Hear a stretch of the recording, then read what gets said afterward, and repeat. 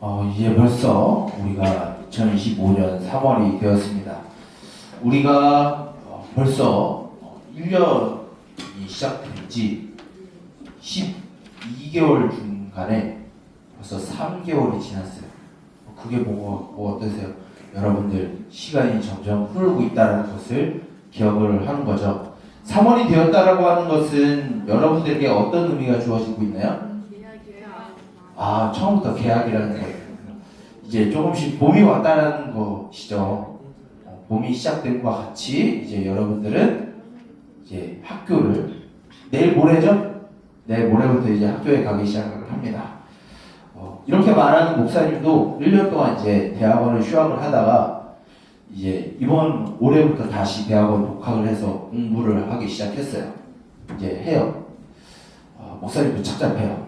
1년 동안 놀다가 다시 공부를 하려고 하니까 마음에 참 부담감도 많고 본의 아니게 목사님 나이 35세 비웃고 있는데 35세 목사님도 이제 학생의 신분으로 이제 살아가게 됩니다. 탄식 여기저기 탄식 소리 들려오네요. 학생으로 이제 살아가게 되는데 물론 여러분들과 같은 국영수를 배우진 않아요. 좀 목사님이 이야기를 하면은 좀 어려울 수 있는데 제목 이게 하나만 얘기할게요. 그 수업 하나가 뭐냐? 북한의 법과 사법체계라는 공부를 이제 해요. 법학을 한 게 아니에요. 북한에 대해서 공부를 하고 있는데 목사님도 여러분들과 똑같이 이제 학기가 시작됐고 학생의 신분으로 이제 돌아갑니다. 35세 무슨 학생이요? 네, 학생이에요. 얼굴 비주얼과 다르게 이제 학생으로 이제 살아갑니다. 여러분들과 같은 학생이 됐어요. 그래서 이제 목사님 조금 기쁜데 여러분들 이제 학기 이제 학생으로 살아가면서 이제 여러분들이 주어진 환경에서 또 열심을 다해서 최선을 다해서 하나님 앞에 최고의 모습을 가지고 하나님의 일꾼으로 살아가는 저와 여러분 우리 동인교회 3D 중고등 공동체가 되기를 예수님의 이름으로 축복합니다. 여러분들은 혹시 등산을 해본 적 있어요? 목사님도 여러 번 등산을 하긴 했는데 제일 산을 많이 올라갈 때는 목사님 군대 시절 때 산을 많이 올라갔지만 그 외에도 여러 번 한번 산에 올라갔어요. 여러분들 등산을 하게 되면은 산 입구에 뭐가 있을까? 네, 등산로가 이렇게 있어요. 여러분 등산로를 따라서 이렇게 쭉 올라가다 보면은 어떤 이제 표지판이 딱 하나 이렇게 나오게 됩니다. 이쪽은 들어가지 마세요라는 것과 이 길로 가면 어느 방향으로 가게 됩니다라고 몇 킬로 딱 이렇게 써져 있어가지고 몇 미터 이렇게 되어 있는 표지판이 있고 어느 곳에서는 여기로는 가지 마세요라고 하는 표지판이 있습니다. 그러면 여러분들은 어떤 길을 가나요? 내가 가고자 하는 그 방향으로 가나요? 아니면 이런 표지판 어기라고 있는 거야. 그러고 가지 말라는 그 길로 여러분 들어가나요? 방향대로 가는 게 맞죠? 근데 만약에 여러분들이 난 저 길로 한번 개척을 해보겠어. 나는 이제 프론티어야. 개척자로 이제 한번 들어가 보겠어 하고 그 들어가지 말라고 하는 그 표지판에 들어가면 여러분은 어떤 상황이 펼쳐질까요? 단순히 길을 잃는 것으로 끝날까? 가다 보면은 이제 절벽 낭떠러지가 생길 거고 목사님 닮은 이제 멧돼지가 나타나기도 하고 이제 고라니가 나타나기도 할 거예요. 여러분들 만약에 지리산을 가게 되면은 반달곰도 만나게 될 거예요. 아주 귀여운 반달곰이 여러분들 혀를 낼름낼름 거리고 여러분들 만나게 되겠죠. 지리산을 들어가게 되면 그렇게 우리가 들어가지 말라고 하는 곳에 들어가게 되면은 이런 우리의 삶에 굉장한 위협과 생명의 위협이 우리에게 다가오게 됩니다. 그리고 단순히 길만 있는 것이 아니라 정말 위험한 상황에 빠지기 때문에 등산로에서는 이 길로는 들어가지 말라라고 표지판을 세워놓게 됩니다. 그렇게 되면은 우리는 그 표지판을 보고 안전한 길로 가게 되면은 우리는 어디에 도달하게 될까요? 정상에 도달하거나 내가 가고자 하는 길로 이제 가게 됩니다. 오늘 말씀을 보게 되면은 하나님의 말씀을 알지 못하는 어떤 한 사람이 위험한 길로 가다가 하나님이 접근 금지라고 하는 표지판을 보여주신 내용을 오늘 볼 수 있습니다. 오늘 성경 말씀을 보게 되면 어떤 내용이 등장하냐면 이미 7장 후반부, 7장 마지막 절과 8장 첫 번째 절에 나왔던 사울이라고 하는 사람이 오늘 이 9장에 등장하게 돼요. 그 7장 8절 이야기에서 이어져서 이 9장의 말씀이 나와도 되는데 그 8장의 긴 말씀 뒤에 이 사울이라는 사람이 등장하고 있다는 것을 우리 좀 기억을 했으면 좋겠어요. 목사님이 그 전에는 이제 사울에 대해서 정확하게 이제 소개를 하지 않았는데 오늘은 좀 사울이라는 사람을 좀 소개를 하고 지나갔으면 좋겠어요. 사울이라는 사람을 다른 이제 성경 이제 편지를 통해서 이제 보게 되면은 사울은 어떤 사람이었냐면은 유대인 중에 유대인이었어요. 근데 이 사람의 출신은 어디 있냐면 유대 그 가나안 땅에서 출신이 아니라 저기 지금 보게 되면은 터키 시리아 그 중간 경계선쯤에 다소라고 하는 도시에서 태어난 사람이었어요. 근데 엄마, 아빠, 친가, 외가 다 유대인이었어요. 그래서 정통 유대인이었고 그 사람은 가말리엘이라고 하는 굉장한 뛰어난 학파의 우두머리에서 수재로 자라났어요. 그리고 부모님이 어떤 일을 했냐면은 로마 군인의 텐트를 치는 일을 했었는데 그래서 그 부모님 둘 다 로마 시민권이라고 하는 어마어마한 권한을 가지고 있었어요. 그래서 사울은 태어날 때부터 다른 사람은 돈을 주고 이 로마 시민권을 사는데 사울은 태어날 때부터 엄마 아빠의 힘을 입어서 그 출신을 힘입어서 로마 시민권을 갖고 태어났어요. 그 사람이 어떤 사람인데요? 라고 여러분 생각할 수 있는데 우리 한국식으로 좀 표현을 할게요. 한국식으로 표현하면은 엄마 아빠 다 금수저 다이아 수저를 갖고 태어났고 미국 시민권을 갖고 있고 서울대보다 더 뛰어난 저기 카이스트 나와서 지금 대한민국 22대 국회의원을 하고 있다라고 생각을 하면 돼요. 그 정도로 어마어마한 힘과 돈과 권력을 가진 사람이 이 사울인데 이 사울이 지금 어떤 일을 했냐라고 하면은 7장 마지막 절과 8장 첫 번째 절에서 누구를 죽이는 일에 주동적으로 나서요. 그 사람이 누굴까요? 스데반이라는 사람을 죽이기 위해서 적극적으로 동조한 사람이 이 어마어마한 스펙을 가지고 있는 이 사울이라는 사람이에요.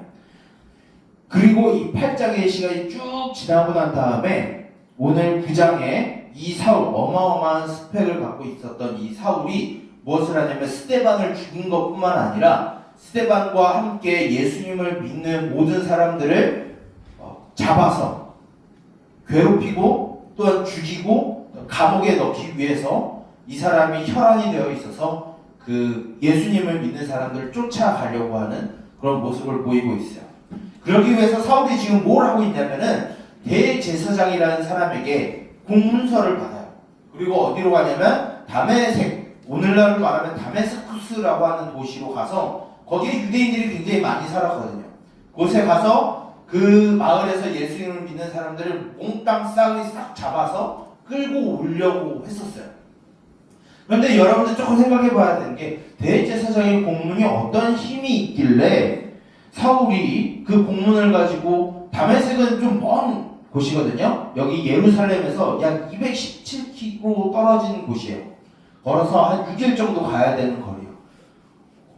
대제사장과 연관이 없을 것 같은데 왜 대제사장이 공문을 받고 그곳으로 갔냐라고 하면 대제사장은 이 당시 어떤 사람이냐면 유대인들을 다스리는 3명의 지도 체계가 있었어요. 뭐가 있었냐면 첫 번째는 로마 제국으로부터 파견받은 총독이 있었고요. 하나는 로마 제국에게 책봉을 받은 분봉왕이라고 하는 이제 왕이 있었어요. 그리고 대제사장은 정치적으로 종교적으로 유대인들의 지도자였어요. 지금 그런 대제사장은 누구죠? 유대인들에게 정치적이고 종교적인 지도자예요. 그 사람에게 공문을 받아서 유대인들이 가장 많이 살고 있는 다메섹이라는 곳에 가서 예수님을 믿는 사람들을 잡아오려고 한 거예요. 그러니까 사울은 어마어마한 스펙뿐만 아니라 나라의 공문서를 갖고 나라의 이제 허가한 문서를 가지고 사람들을 체포하러 인터폴처럼 가는 거예요. 그런데 가는 길에 오늘 말씀은 어떤 장면이 펼쳐지냐면 다메섹을 가는 길, 그 중에서 다메섹에 거의 도착을 했을 때 하늘로부터 큰 빛이 내려와서 사울의 눈을 어둡게 하고 사울의 귀에 귓가에 누군가 말씀을 하는 것을 볼 수 있어요. 너 어떤 말씀을 하시냐면 사울아 사울아 내가 어째 나를 박해하느냐라고 하는 음성이 사울에게만 하늘에서 들려요. 그 말을 듣고 사울은 어떻게 하냐면 말에서 낙마를 떨어져요. 그리고 엎드러져서 그 소리를 향해서 주여 당신은 누구이신데 내가 당신을 박해한다라고 이야기합니까? 라고 말해요. 이게 무슨 의미길래 사울이 이렇게 할까요? 라고 여러분들 질문을 할 수 있는데 이 당시에 하늘에서 빛이 내려지고 음성이 들린다라고 하면 누구를 상징하냐면 하나님을 의미해요. 하나님이 자신을 박해한대요. 그래서 사울이 깜짝 놀란 거예요. 나는 하나님을 박해한 적이 없는데 왜 내가 하나님을 박해했다라고 얘기를 하지? 물어봐요. 그런데 그 소리의 주인공이 무엇이냐면 부활하신 예수님이 말씀하신 거예요. 그럼 부활하신 예수님은 누구시죠? 하나님이신 거예요. 부활하신 예수님이 하나님으로서 사울에게 말씀하세요. 내가 어찌하여 나를 박해하냐. 근데 사울은 솔직히 말하면 사울은 하나님을 박해한 적이 없어요. 사울은 하나님을 위해서 한 거예요. 왜 그러냐면 예수님을 믿는 사람들은 하나님을 대적하고 이단자이기 때문에 그들을 박멸해야 되는 게 하나님을 향한 열심이라고 생각하는 게 사울이에요. 그래서 자신의 기준을 가지고 열의와 정의와 공의와 결계를 가지고 아주 그 사람들을 죽이기 위해서 본문을 받아들여서 다메섹으로 갔을 거예요. 누구를 위해서? 자기 자신이 아니라 하나님을 위해서 가는 거예요. 그런데 맹목적으로 보게 되면 그 내면을 보게 되면 하나님을 위한 것이지만 결국 자기 자신이었어요. 그래서 다메섹으로 가는 길에 자신을 위해서 하나님을 위한 것이다 라고 말하지만 자신이 생각하고 있는 그 말씀의 기준 때문에 하나님을 예수님을 믿는 사람들을 박해하기 위해서 가는 그 길에 예수님이 그 길을 막으셨어요. 그런데 여러분들 좀 궁금하지 않아요? 아니 사울이 교회를 박해하기 전에 스데반을 죽이기 전에 사람들을 이 다메섹으로 끌고 가기 전에 예수님이 만나셔서 야 그러지 마. 교회 이 사람들은 내 백성이야. 그러니까 박해하지 마라고 먼저 말씀하시면 되잖아요. 근데 왜 스데반이 죽고 난 다음에 교회를 박해하고 있는 과정에서 그것도 거의 끝물에 다메섹으로 가는 그 과정 그 마지막 길에서 그때 예수님이 만나셨을까요? 이 일을 하기 전에 만나실 수도 있잖아요. 우리 목사님이 지지난주에도 이야기했지만 하나님 교회가 박해를 받는 이유는 하나님의 뜻이 있었어요. 무엇이었냐면 예수님을 믿지 아니하는 이방인들에게 유대인들에게 복음이 전파되기 위한 기간을 마련해두기 위해서 예수님은 교회의 핍박을 허락하셨어요. 그렇기 때문에 잠시 동안만 사울을 내버려 두셨어요. 이제 그 시간이 지나서 예수님이 이제 사울이 이럴 때가 이제 멈출 때가 되었다. 이 좋지 않은 위험한 그 길로 가는 것을 이제 막아야겠다 싶어서 예수님이 사울을 만나셔서 이제 그 길로 가지 말라라고 막으시는 거예요. 오늘 우리가 읽지는 않았지만 이 10절부터는 어떤 내용이 나오냐면 이제 마을로 들어가서 예수님이 사울에게 어느 한 사람을 만나라라고 말씀하십니다. 그래서 이제 사울이 들어가는데 10절 이후에 예수님이 또 다른 작업을 하세요. 어떤 작업을 하냐면 아나니아라고 하는 사람에게 찾아가셔서 나중에 사울이라는 사람이 너를 찾아갈 건데 너가 그의 눈을 뜨게 하고 그의 마음을 돌이키게 해라 라고 말씀을 하세요. 오늘 우리가 읽지 않았지만 그 아나니아는 어떤 마음을 품었냐면 굉장히 두려워했어요. 왜일까요?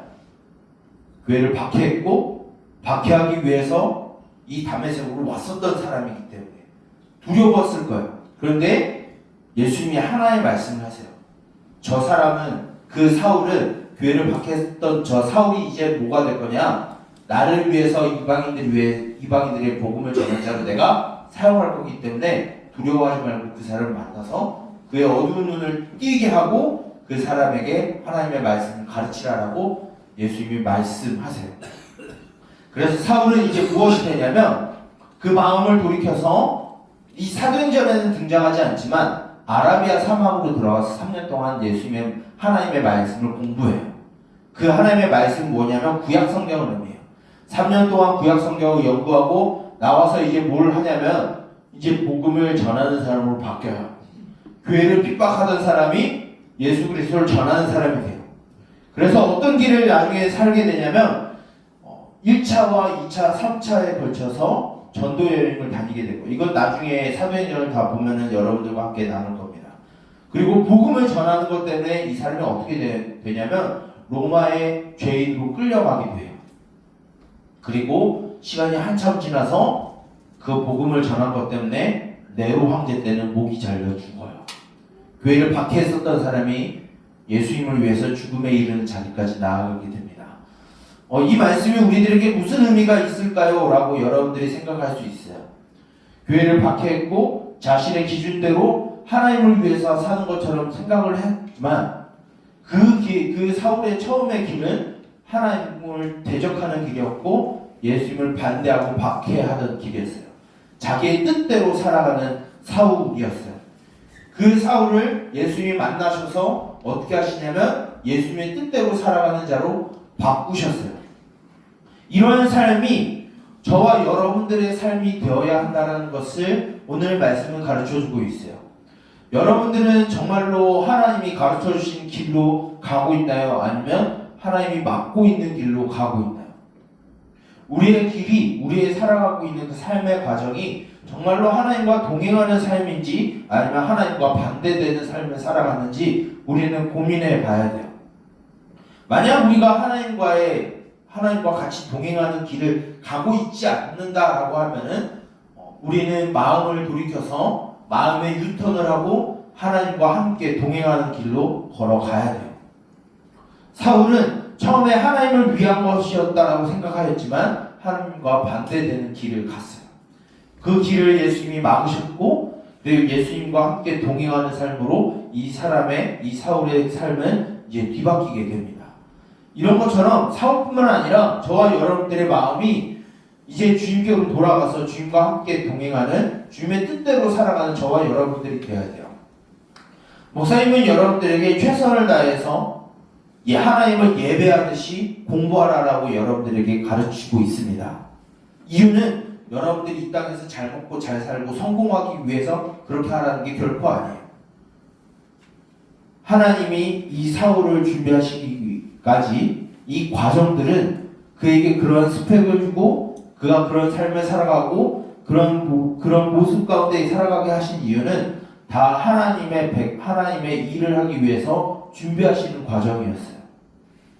지금까지 우리가 나의 뜻, 나의 생각, 나의 욕심, 나의 감정대로 살아왔다라고 하면 이제 그것을 바꿔서 우리의 감정과 이성과 우리의 삶의 방향이 하나님과 함께 가는 길로 가야 돼요. 결코 이 땅에서 성공과 좋은 대학에 가는 것과 많은 돈을 버는 것이 우리의 삶의 목적이 되어서는 안 돼요. 물론 하나님과 함께 살아갈 때 그것이 도구가 될 수는 있어요. 근데 모두에게가 주어지는 목적은 아니라 하나님께서 은혜로 주어지는 것이지 그것이 우리의 삶의 목적이 될 수는 없어요. 저와 여러분들이 이 땅에서 살아가기 위해서 그런 것보다는 하나님과 함께 살아가는 법을 우리가 배워야 합니다. 하나님의 뜻대로 살아가지 아니하였던 우리의 마음을 돌이켜서 그 위험한 절벽 낭떠러지로 들어가는 게 아니라 안전하고 좋은 그 정상을 향한 길을 저와 여러분들이 가야 돼요. 그 정상은 결코 성공이 아니에요. 세상에서 강한 권력을 갖는 게 아니에요. 그 정상은 하나님과 함께 살아가는 곳이에요. 여러분들, 저 목사님과 여러분들이 하나님의 뜻과 반대로 가는 것 같다라고 하면은 좀 하나님 앞에 우리의 마음을 내려놓고 사울과 같이 회심하는 그런 경험을 갖는 여러분들이 되었으면 좋겠어요. 예수님을 만났으면 좋겠어요. 예수님을 만난다라고 하는 것이 목사님처럼 이렇게 예수님이 물론 예수님은 인간이신 동시에 하나님이시기 때문에 형체는 있으시지만 이렇게 눈과 눈으로 대해서 볼 수는 없어요. 근데 예수님을 만난다는 건 무엇이냐면 예수님이 나에게 어떤 분이신지 나에게 어떤 일을 하셨는지 만나는 거예요. 목사님은 이에 대해서 명확하게 이야기할 수 있어요. 왜냐하면 목사님이 예수님을 만났기 때문에 이 자리에 있겠죠. 예전에도 이 이야기를 한번 한 적이 있었던 것 같아요. 목사님이 아마 수련회 때 이 말을 했었던 것 같아요. 목사님은 수련 때 예수님을 만난 경험이 있어요. 눈과 눈을 보면서 만났다는 게 아니라 예수님이 목사님의 길을 바꾸신 것을 경험했어요. 목사님은 운동선수였어요. 실패한 운동선수였어요. 주전도 못 뛰었고 항상 물만 날랐던, 그리고 동기들에게 무시를 당했던 운동선수였어요. 그래서 방황의 길도 갔죠. 그래서 전혀 예수님과 동일한 삶을 살아가지 않았어요. 근데 여차여차해서 운동선수로서 가야 되는 전지훈련도 못 갔고요. 합숙훈련도 하지 않았어요. 그 기회가 어떤 기회였냐면 수련회를 할 수 있는 기회였어요. 그때 누구를 만났냐? 바로 예수님을 만났어요. 그 예수님을 만난 게 어떤 내용이었냐면 마치 이사울과 같이 더 이상 죄의 길로 가게 되면 예수님 목사님을 징계할 수밖에 없다라고 하는 그런 강렬한 메시지를 목사님 마음 가운데 주셨어요. 그래서 그것이 변화돼서 오늘날까지 목사님이 이 자리에서 하나님의 은혜 가운데 여기서 여러분들에게 말씀을 전하는 자로 살아가게 되었어요. 물론 그 모든 삶이 잘못되었고 실패되었다고 말할 수 없지만 그 모든 과정 덕분에 목사님이 이 자리에서 여러분들과 함께 하나님의 말씀을 나누고 하나님의 길을 갈 수 있는 사람이 되었어요. 그런 삶이, 그런 강렬한 예수님을 만나는 경험이 여러분들에게 있길 바랍니다. 이런 경험이 여러분 수련회만 있는 게 아니에요. 이 주일 예배 때도 여러분들 경험할 수 있고요. 여러분들 공부하다가 찬양을 들으면서 경험할 수 있고, 학교 가는 그 버스 안에서 성경 말씀이 있다가 경험할 수도 있어요. 여러분들이 그런 경험을 했으면 좋겠어요. 여러분들을 사랑하시고 여러분들을 인도하시는 그 예수님을 강력하게 만나는 체험이 여러분들이 있길 바라요. 그래서 여러분들이 이 땅에서 잘 먹고 잘 살고 성공하는 그런 삶을 살아가는 그 마음에서 이 사울처럼 마음을 돌이켜서 하나님께로 나아가고 하나님과 함께 살아가는 그런 삶의 방향으로 여러분들이 나아가기를 예수님의 이름으로 축복합니다. 그래서 목사님과 여러분, 우리 모두가 하나님의 제자로서 예수 그리스도의 백성으로서 이 땅 가운데 항상 기쁨과 안식 가운데 살아가는 저와 여러분, 우리 동교회 3D 중고등부 모든 공동체가 되기를 예수님의 이름으로 축복합니다. 기도하겠습니다. 살아계신 주님, 우리를 사랑하사 우리를 위하여 하나님 본체이신 예수님께서 우리와 같이 인간의 몸을 입고 이 땅에 오신 일을 우리가 기억하기를 원합니다. 그 주님께서 우리의 삶을 인도하시고 우리에게 언제나 좋은 곳으로 채우고 계심을 주님 고백합니다. 우리가 그 주님을 기억하며 날마다 우리의 주어진 학업의 자리에서 살아가게 하여 주시옵소서. 주님, 지금까지 우리의 마음의 길은 이 땅에서 성공하는 것, 사람들에게 인정받는 것, 많은 돈을 버는 것, 사회적으로 높은 지위에 올라가는 것, 세상에서 가장 강한 권력을 얻는 것, 쉽게 말해 이 땅에서 성공하는 것을 품고 살아가면서 하나님을 믿는 것으로 포장하고 살아왔음을 고백합니다. 그러나 이제 그러한 삶으로 살아가는 것이 아니라 우리를 언제나 선한 길로 인도하시는 그 주님과 동행하는 삶이 되게 하여 주시옵소서. 그 길이 비록 어렵고 힘들다 할지라도 우리의 손목을 붙잡으시고 때로 우리를 업으시고 가시는 그 주님을 경험하는 그 일상의 삶을 우리가 체험케 하여 주시옵소서. 그리하여 날마다 주님으로 인하여 우리에게 기쁨이 있게 하시고 매일매일의 삶 가운데 고단한 삶 가운데를 할지라도 주님을 만나며 주님을 경험하는 일상이 우리 가운데 있게 하여 주시옵소서. 이제 다시 예배 이후부터 이제 개학을 하고 학교로 들어가게 됩니다. 새 학년, 새 학기, 새 반에서 우리를 인도하시는 주님을 발견하게 해주시고 그 안에서 우리가 주님의 백성으로 당당히 살아낼 수 있는 지혜와 지식과 능력과 힘이 있게 하여 주시옵소서. 이 모든 것을 예수님의 이름으로 기도드립니다.